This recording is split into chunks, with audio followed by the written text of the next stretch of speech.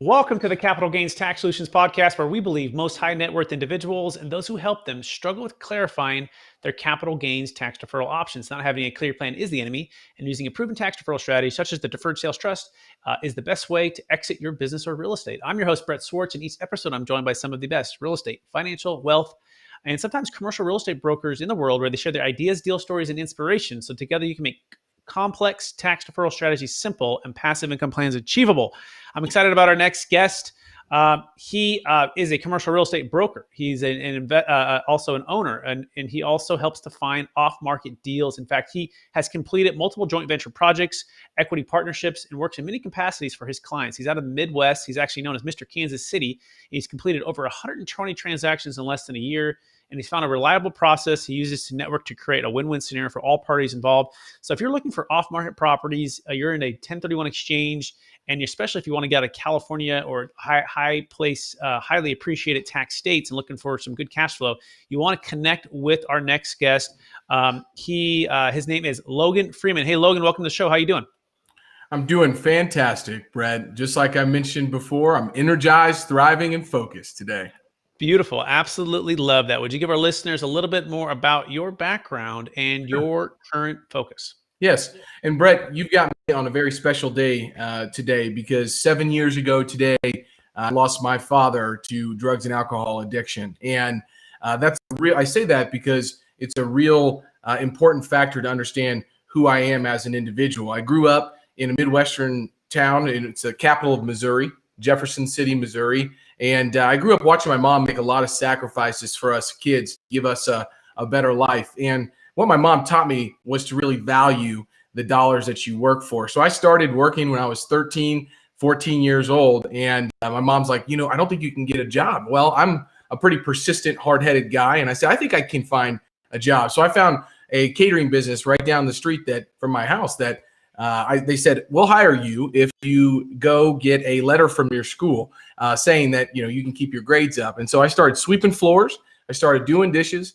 I started baling hay, and I started to make some money. And by when I was 15 years old, I was a Dave Ramsey guy at the time. And I started a Roth IRA, and I had to have my mom co-sign on that Roth IRA. So it's funny because I don't necessarily invest in the stock market as much as I used to, but that whole principle of valuing what you work for and investing your time and your dollars was really important and ingrained in me as a young buck.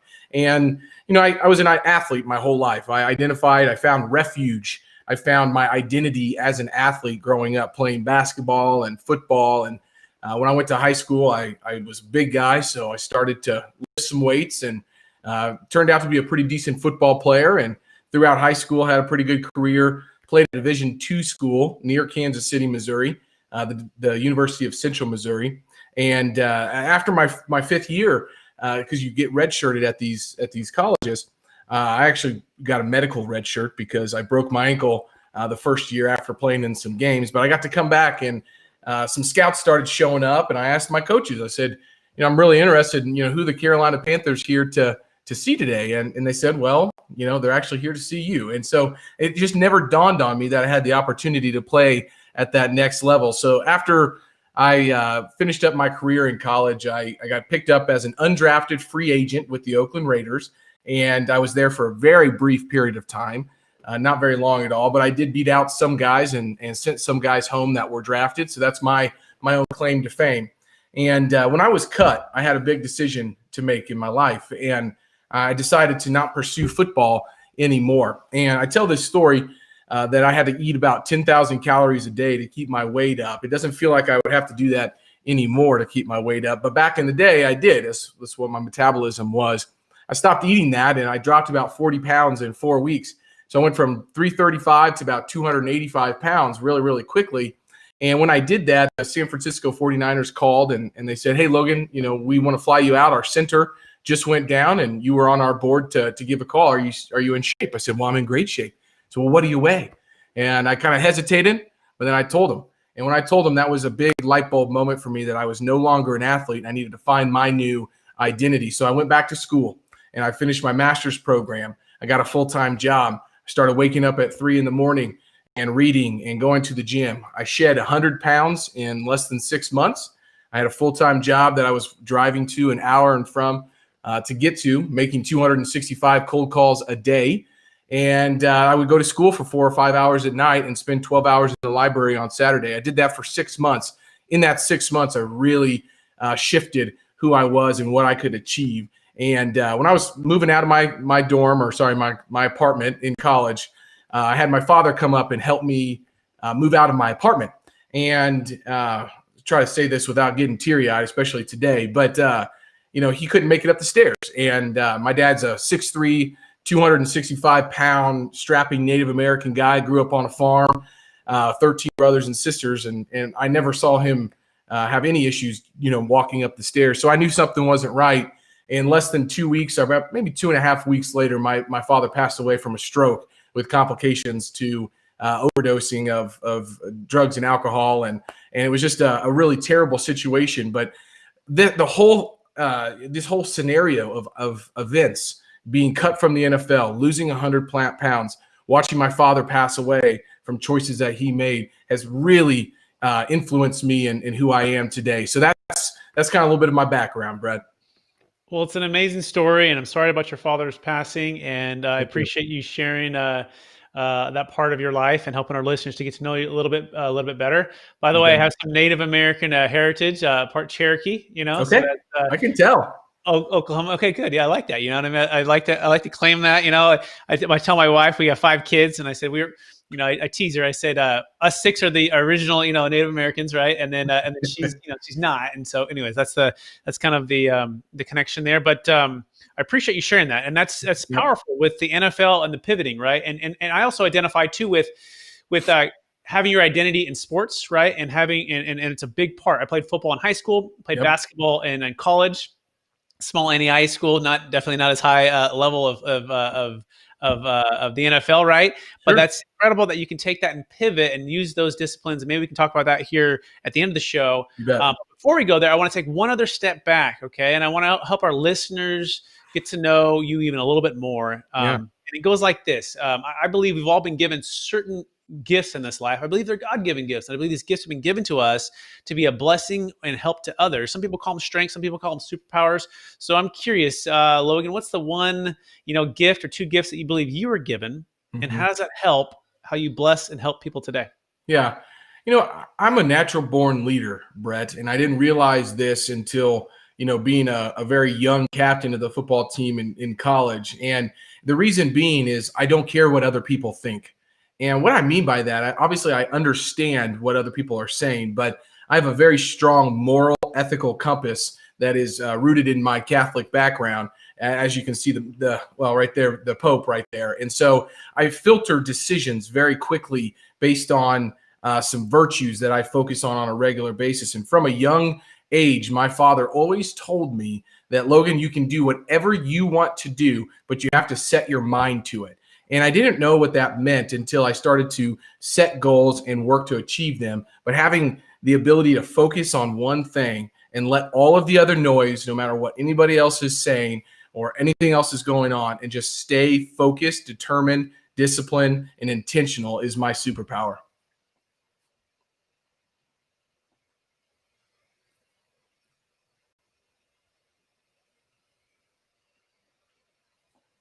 Brett, did I lose you?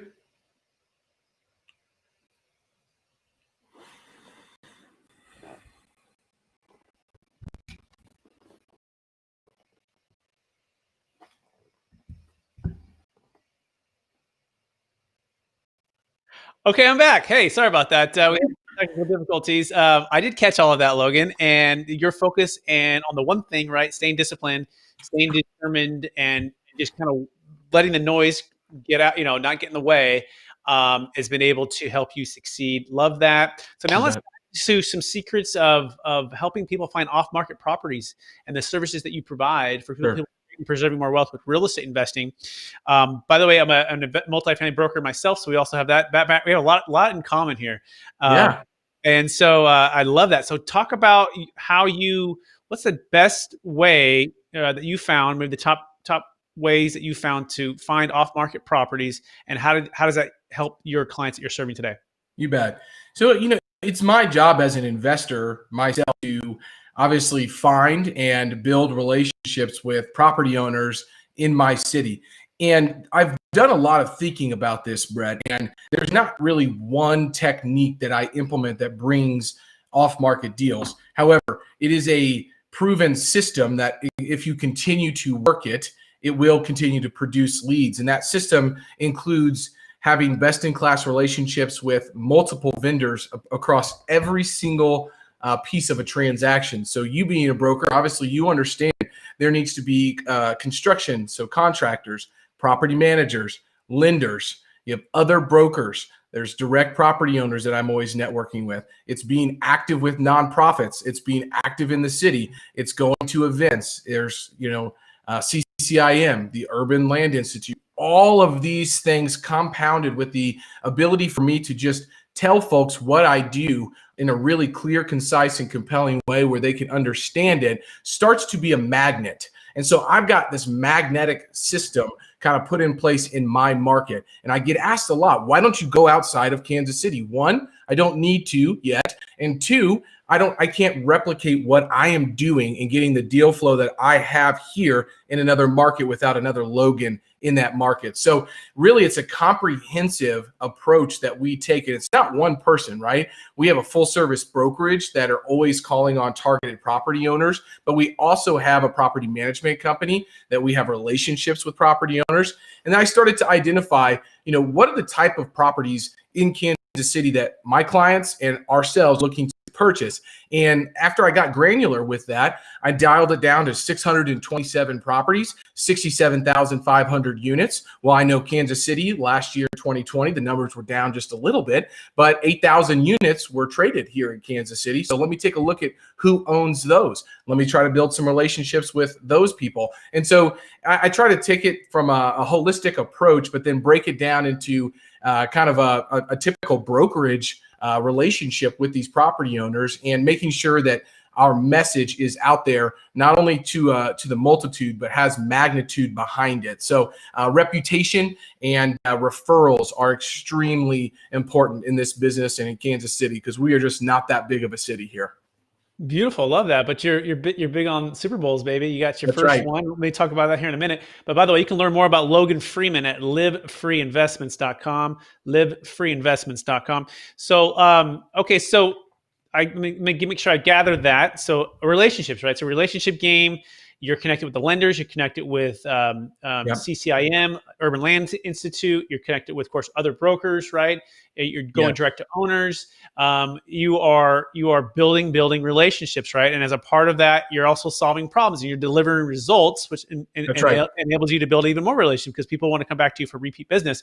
So that being said, talk about just the dynamic of, and I'm seeing it, maybe, and I think you probably are too, folks leaving highly appreciated states, such as maybe like a New York, perhaps a California, right? And looking to relocate their wealth via a 1031 exchange into places like Kansas City. Right. I think the secret's kind of already out. I mean, the Texases, the Kansas Cities, the Nashville, Tennessees.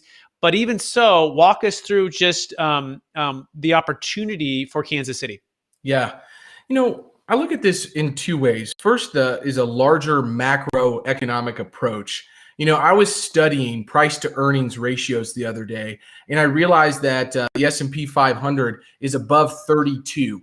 Well, last year at this time, or maybe it was 24 months ago, or the average of the last 5 years, price to earnings ratio of the S&P 500 was half of that, right around 16. So I think people are really starting to look, okay, all of my wealth, so to speak, is tied up in equities markets. And if I have the ability to understand the equities markets a little bit, everything that's going on in our economy, maybe it doesn't make sense that all of these stocks continue to rise. And maybe there is an opportunity to watch a downside coming here at some point. Who knows? I'm not trying to pull the crystal ball out. However, I do think that people are starting to realize maybe I need to look at other asset classes, and one of those being commercial real estate. So that's made the opportunity to have a conversation with a lot more folks these days. It seems like that it's not falling on such deaf ears. And then it becomes, okay, well, what access do I have and what markets do I want to focus on?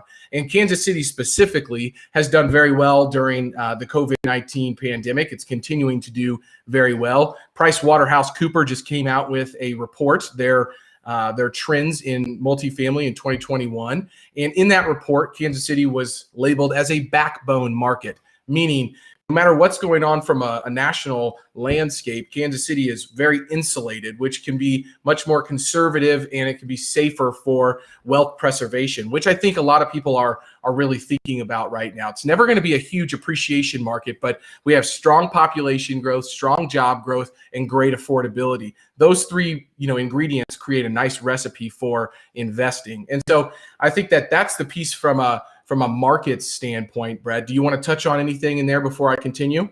No, I think that's really well said. I like the backbone market, and it's done well during COVID-19, and I think that's part of its job growth, and part of its strong demographics, and part of it's an influx of people coming in. Right, all of that creates a good opportunity. For me, I love multifamily. I love senior housing, assisted living, and I love mobile home parks. Okay, so I actually kind of want to narrow it down now, because commercial real estate can be pretty broad. Sure. Right, and so can we maybe touch on one, two, or three of those as in Kansas City and what you're seeing? Yeah, absolutely. So, an interesting conversation that I had recently on a podcast with a gentleman who focuses only on office product. And, I think everybody has said, man, I bet office is really, really struggling. Yeah, maybe in very specific areas, but there's an opportunity, I think, for a lot of people to look at different asset classes while everybody's flocking to one, which seems to be multifamily and self-storage, those two.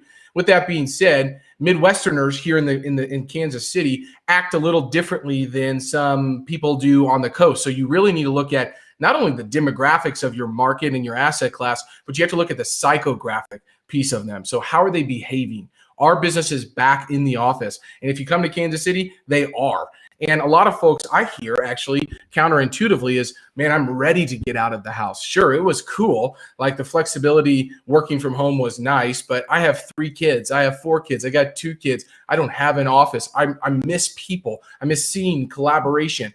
My wife is a prime example. She works at a marketing and advertising agency firm here, and they have done a great job during COVID, but I can tell that they're working a lot with their people on social anxiety and things like this, because they're just missing. We have to remember that we're social animals. So looking at who your end user is in an asset class is so important.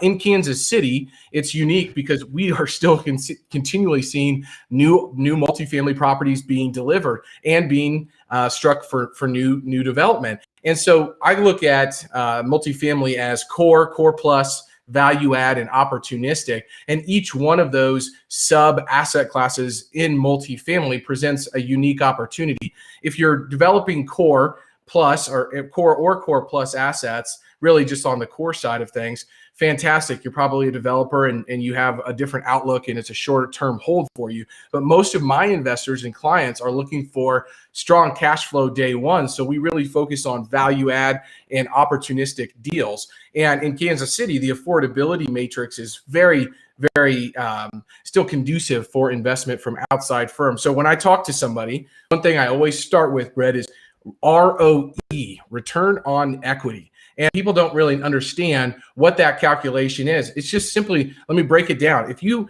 had a single family home that you lived in at one time, you moved out, let's just say the mortgage is $3,500, okay?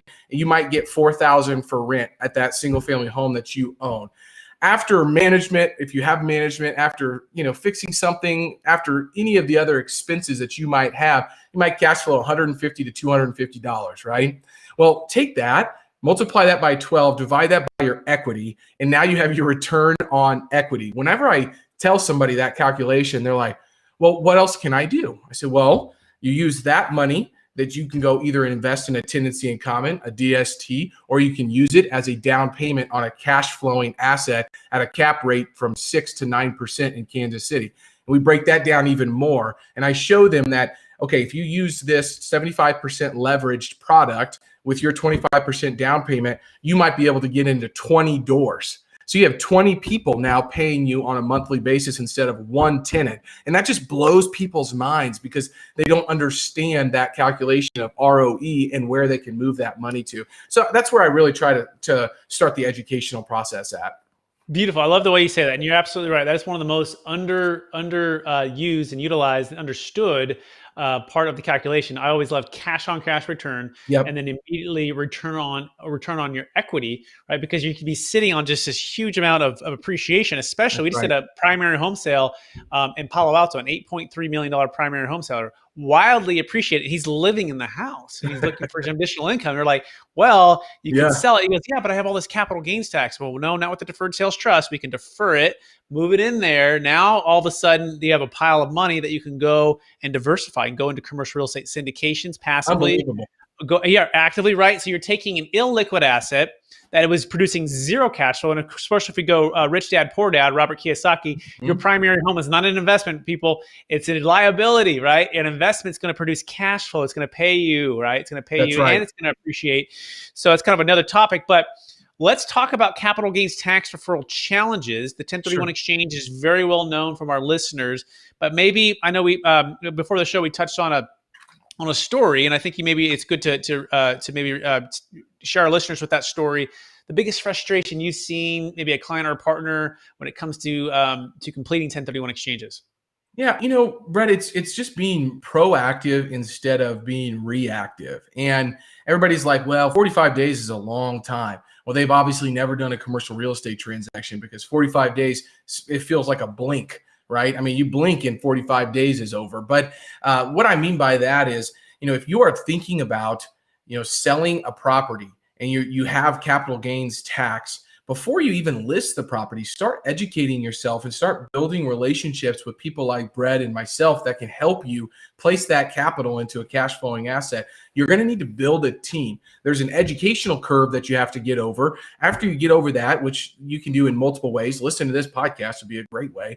The second way you can do is start reaching out to people in the markets that you have identified. So, that's the biggest piece of it is making sure that you understand that this is a relationship business, and most of the projects and deals that get done, you are not going to find on CoStar. Well, it would be LoopNet for the clients that we work with. You're not going to find on the internet. So you need to reach out proactively, build a team of people who can bring you deals. They can manage those deals. They can finance those deals, and they can rehab those deals. So, I think that the story I was alluding to was, we had a client. It was a decent sized 1031 exchange. We were trading into an apartment complex, or she wanted to trade into an apartment complex. I said, okay, well, when did you sell the property? So she said, well, it closed 2 weeks ago. So, well, holy cow. Now I only have 24 days to really, or 28 days to really get you into a new property. And so being able to communicate that up front so you have the best team in place so you can start underwriting and making offers on properties before your deal closes is the number one tip that I have for folks that are thinking about doing a 1031 exchange.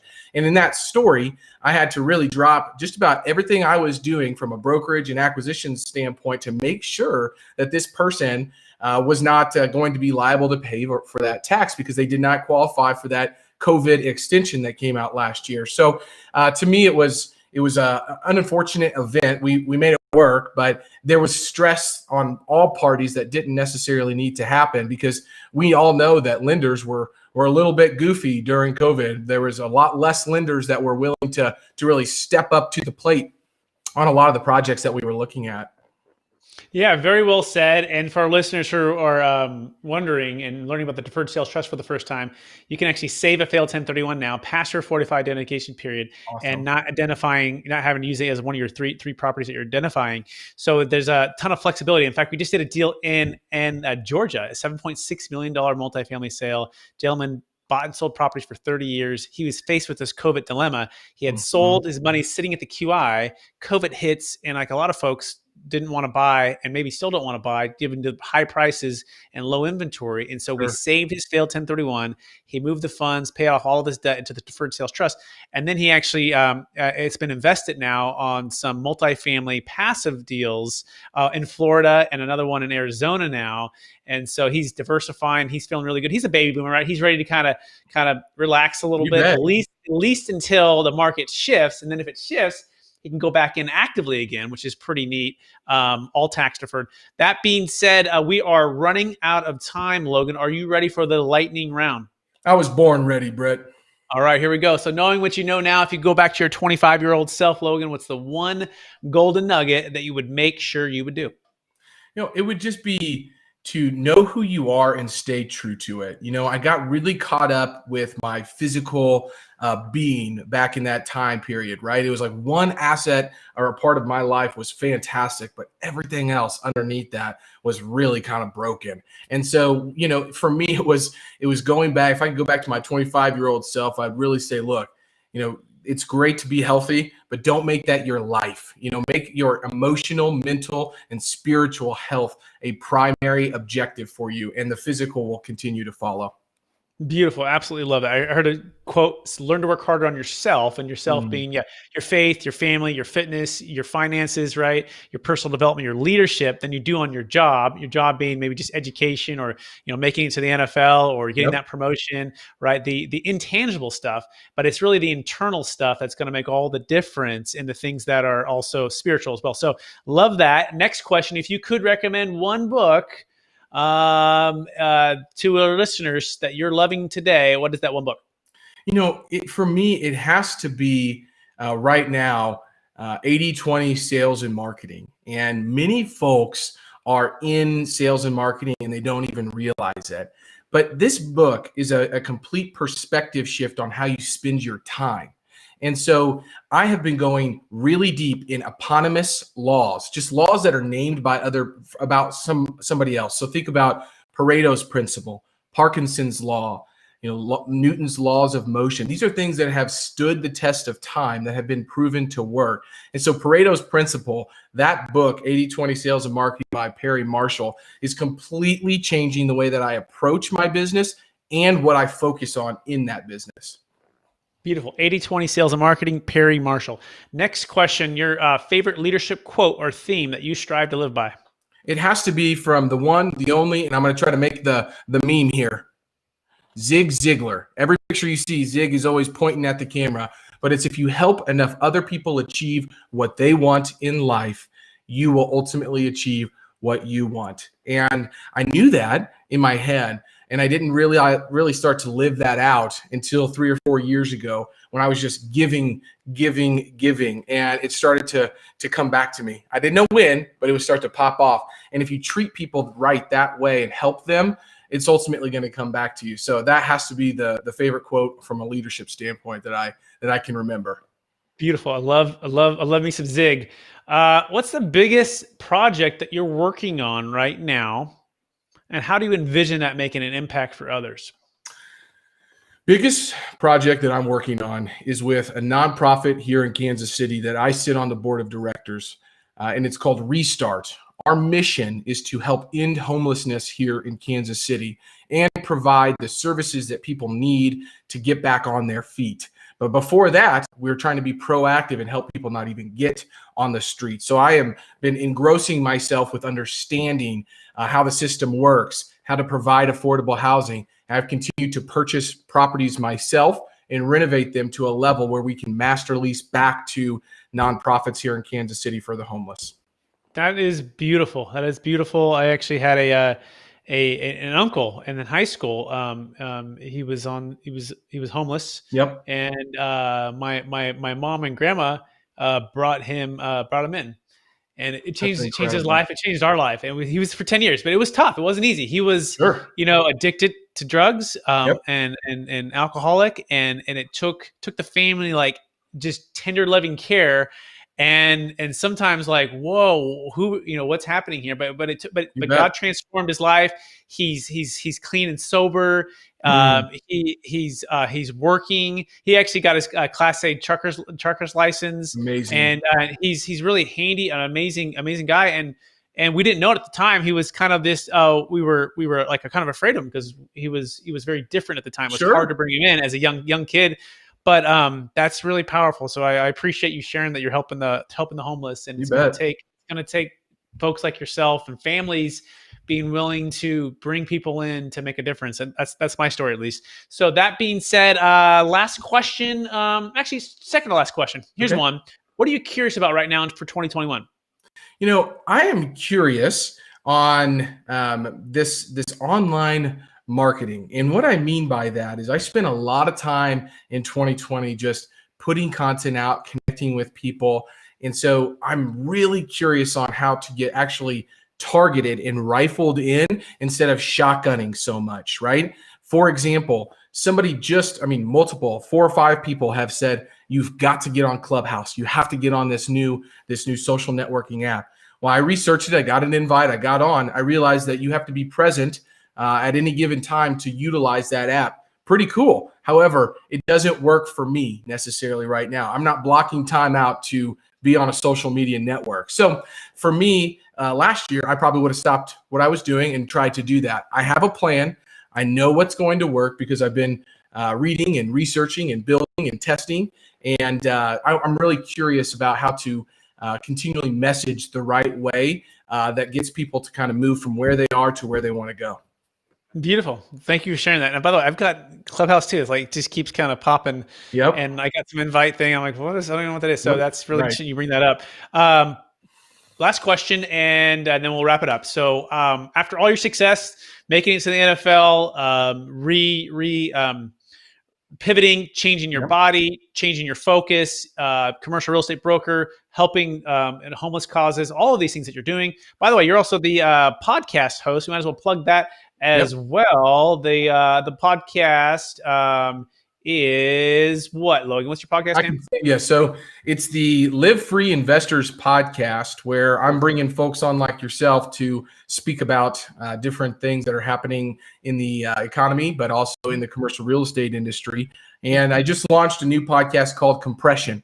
And Compression's whole goal is to help people create goals and actually achieve them through habit stacking and this eponymous law. So it's this journey to completing $100 million in real estate this year in Kansas City, which is it's the amount of real estate that I've done the last 3 years. I want to do that this year without working harder. And so it's been received really, really well. And I'm really excited about that. But that's called the Compression Podcast as well. Amazing. So after all of that, how do you stay centered, Logan, in your values? Yep. And how do you stay encouraged to reach for new heights? It all goes back to my faith, and you've mentioned faith multiple times, but it's funny. I had a mentor that said, Logan, look at your life like a stool. A stool has 4 legs usually, sometimes 3, but you're a big guy, so you need 4. And he mentioned the fact that they need to be on every area of your life. So for me, boiling it down to my faith, my family, my fitness, and my future. And so I really focus on those on a regular basis. So I'm an early riser. I get up at about 3 to 3:30 in the morning every single day. And I spend a lot of time praying in solitude, reading the scriptures and reading about virtues. And then I start to work on the other parts of my life as well. So my morning routine, which is I'm coining as the Renaissance time, which I'm stealing from Perry Marshall, but it gives me the juice, the energy, the intention, the discipline that I need to go win the day every single day. Beautiful. And for our listeners who want to get in touch with you, Logan, what's the best place for them to find you? Yeah, LinkedIn is a fantastic place. You can find me. I'm very active there, but livefreeinvestments.com is a great place to reach out to me and connect. Beautiful. Well, Logan, I want to thank you for being on the show, offering, giving us so much value, sharing a part of your story, Yep. and sharing how you help your clients, friends, and partners create and preserve more wealth in investment real estate, especially off-market properties. And I also want to encourage you to keep doing that. Keep using the gifts you've been given to be a blessing for others. And again, you can find Logan at livefreeinvestments.com, or also find him on LinkedIn. And I also want to thank our listeners for listening to another episode of the Capital Gains Tax Solutions podcast. As always, we believe most high net worth individuals and those who help them, they struggle with clarifying their capital gains tax deferral options. Not having a clear plan is the enemy. And using a proven tax deferral strategy, such as the Deferred Sales Trust, or finding someone like Logan to buy off-market properties in Kansas City is the best way for you to grow your wealth. Please rate, review, and subscribe. We so appreciate you. You can go to capitalgainstaxsolutions.com to learn more about the Deferred Sales Trust and how it can save a failed 1031 exchange or be an alternative to a 1031 exchange. And we thank you and appreciate you listening to